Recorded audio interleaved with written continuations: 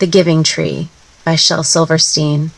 Once there was a tree, and she loved little boy, and every day the boy would come, and he would gather her leaves, and make them into crowns and play king of the forest.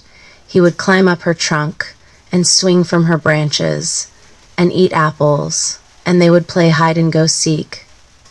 And when he was tired, he would sleep in her shade. And the boy loved the tree very much, and the tree was happy. But time went by, and the boy grew older, and the tree was often alone. Then one day the boy came to the tree, and the tree said, "Come, boy, come and climb up my trunk and swing from my branches and eat apples and play in my shade and be happy."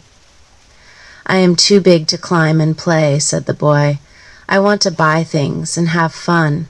I want some money. Can you give me some money?" "I'm sorry," said the tree, "but I have no money. I have only leaves and apples. Take my apples, boy, and sell them in the city. Then you will have money and you will be happy."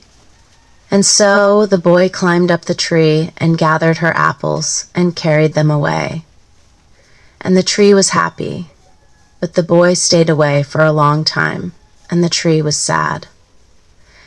And then one day the boy came back, and the tree shook with joy, and she said, "Come, boy, climb up my trunk and swing from my branches and be happy."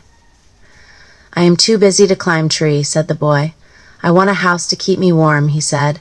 "I want a wife and I want children, and so I need a house. Can you give me a house?" "I have no house," said the tree. "The forest is my house, but you may cut off my branches and build a house. Then you will be happy." And so the boy cut off her branches and carried them away to build his house. And the tree was happy, but the boy stayed away for a long time, and when he came back, the tree was so happy she could hardly speak. "Come, boy," she whispered, "come and play." "I am too old and sad to play," said the boy. "I want a boat that will take me far away from here. Can you give me a boat?" "Cut down my trunk and make a boat," said the tree. "Then you can sail away and be happy." And so the boy cut down her trunk and made a boat and sailed away, and the tree was happy, but not really.